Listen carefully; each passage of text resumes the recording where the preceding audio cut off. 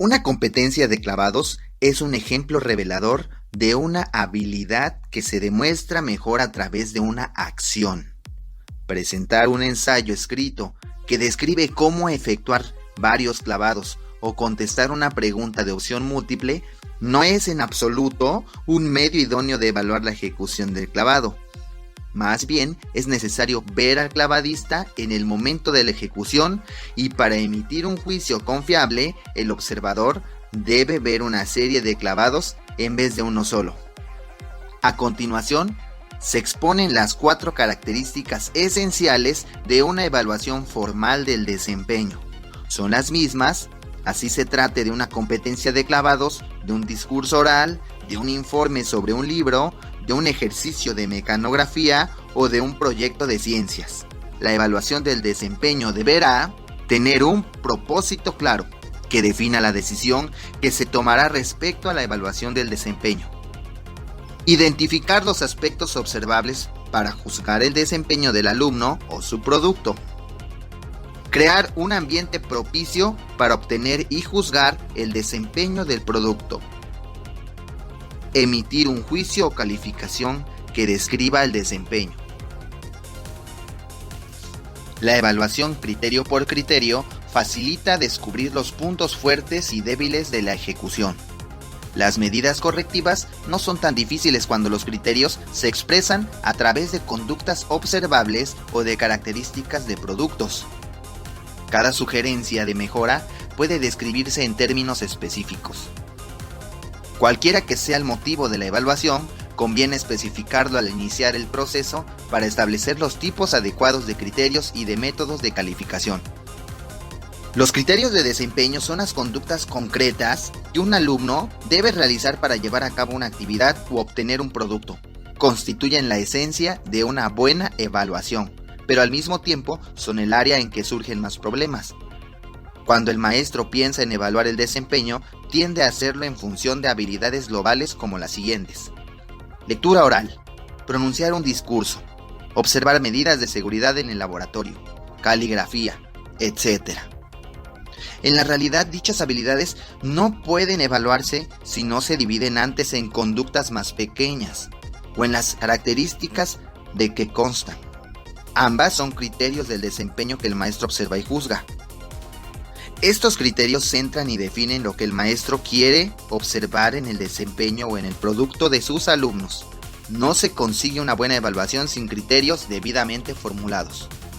Para definir los criterios del desempeño, el maestro debe decidir antes si observará un proceso o un producto. Evaluará procesos como el mecanografiado y la lectura oral, o productos como una carta o un informe de libro mecanografiados. En el primer caso, se requieren criterios para juzgar la ejecución mientras se realiza, y en el segundo se refieren criterios para juzgar el producto final. Algunas veces pueden evaluarse ambos a la vez. Por ejemplo, un maestro de primer año evaluó el proceso cuando observó a un alumno escribir para determinar cómo sostenía el lápiz, cómo colocaba el papel y cómo manipulaba el lápiz, y evaluó el producto cuando juzgó el escrito final para evaluar la exactitud con que formaba las letras. Nótese que observó diferentes cosas según lo que le interesaba, el proceso o el producto de la escritura. Por ello, los maestros primero deben saber lo que quieren observar y luego podrán establecer los criterios del desempeño. La clave para definir los criterios es dividir la ejecución o el producto global en sus elementos, y son precisamente estos los que se observan y se juzgan.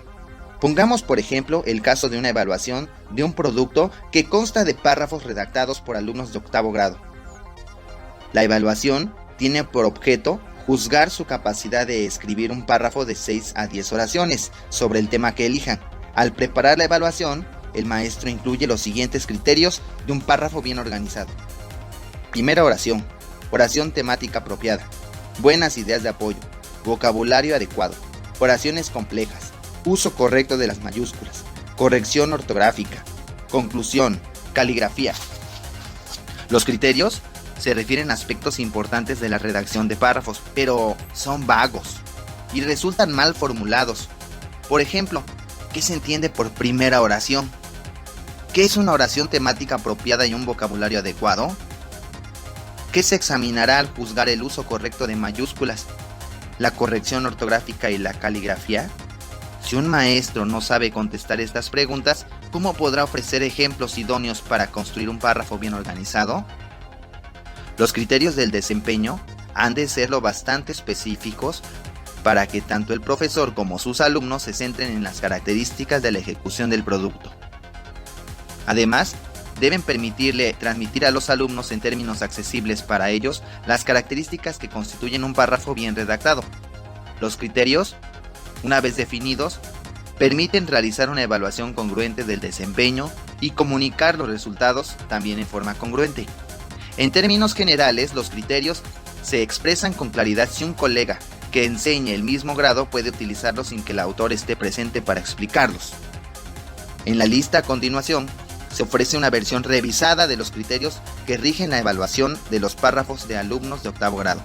Adviértase la diferencia de claridad y cómo la versión revisada centra la atención del maestro y de los estudiantes en características muy específicas del párrafo, las que son importantes y serán objeto de evaluación. Antes de asignar la tarea, el maestro hizo bien en decir a los alumnos lo que deseaba de sus párrafos, esto es, les expuso sus criterios. Debe sangrar la primera oración. La oración temática debe expresar la idea principal del párrafo. Las oraciones subsecuentes deben apoyar la idea principal. Las oraciones deben disponerse en orden lógico. Debe utilizarse un vocabulario apropiado según la edad de los alumnos. Deben escribirse oraciones completas. Deben escribirse con mayúscula los nombres propios y la primera letra de cada oración. La caligrafía debe ser legible. La clave está en identificar criterios esenciales asociados a una ejecución o un producto. En la generalidad de los casos, un número manejable de criterios fluctúa entre 10 y 15. Igual que las tareas escritas, los criterios iniciales han de revisarse y clarificarse para obtener el enfoque que exige una evaluación válida y confiable. Para facilitar este proceso, los maestros deben tener en cuenta el desempeño o el producto que desean observar y reflexionar sobre sus aspectos primordiales. Deben examinar además unos cuantos productos o ejecuciones que les permitan de base para revisar la lista inicial de criterios. Vamos a ver este ejemplo. Habla clara y lentamente, pronuncia las palabras correctamente, establece contacto ocular, muestra una postura apropiada cuando realiza la presentación, hace un buen esfuerzo, presenta con emoción, entiende el tema, muestra una actitud entusiasta, organiza. Nótese la falta de especificidad de muchos de los criterios anteriores. Lentamente, correctamente, apropiada, entiende, actitud entusiasta. Estos criterios ocultan más de lo que revelan sobre lo que se desea observar, lo cual dificulta explicar a los estudiantes lo que se espera exactamente de ellos y origina evaluaciones inválidas y poco confiables. Tras observar unas pocas presentaciones orales y reflexionar sobre ellas, el maestro revisó y aclaró los criterios del desempeño, como se verá a continuación. Adviértase que primero dividió la ejecución general en 3 áreas: expresión física, expresión oral y expresión verbal. Después estableció algunos criterios importantes en ellas. No es indispensable dividir la ejecución en áreas, pero a veces contribuye a centrar en el tema la atención del maestro y de los estudiantes. Expresión física. Permanece erguido y da la cara a la audiencia. Modifica la expresión facial con cambios de tono durante la presentación. Mantiene contacto visual con la audiencia. Expresión oral. Habla con voz clara y uniforme. Varía el tono para destacar los puntos más importantes.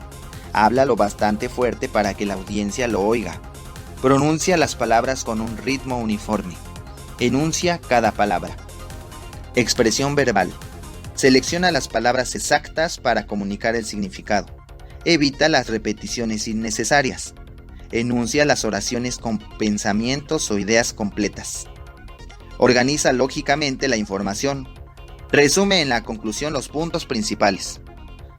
Ahora vamos con unos pequeños consejos para establecer criterios observables del desempeño. Número 1. Seleccione la ejecución o producto a evaluar y realícelos usted mismo, o imagine que los realiza. Piense, ¿qué debería hacer para terminar esta tarea? ¿Qué pasos debería seguir? También puede observar a los alumnos mientras efectúan la tarea e identificar los elementos importantes de la ejecución. Por último, puede llevarla a cabo usted mismo registrando y estudiando su ejecución o producto. Paso 2. Enliste los aspectos importantes de la ejecución o producto. ¿Qué conductas o atributos son los más importantes para concluir la tarea exitosamente?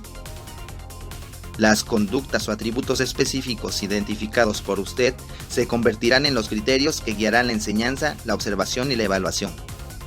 Paso 3. Trate de limitar el número de criterios a los que puede evaluar razonablemente. Esto es menos importante cuando se evalúa un producto, pero inclusive entonces es preferible juzgar un número limitado de criterios básicos que muchos de importancia variable. Recuerde que tendrá que observar y juzgar el desempeño en cada uno de los criterios que haya establecido. Una buena regla práctica consiste en limitarlos a 10 o 15.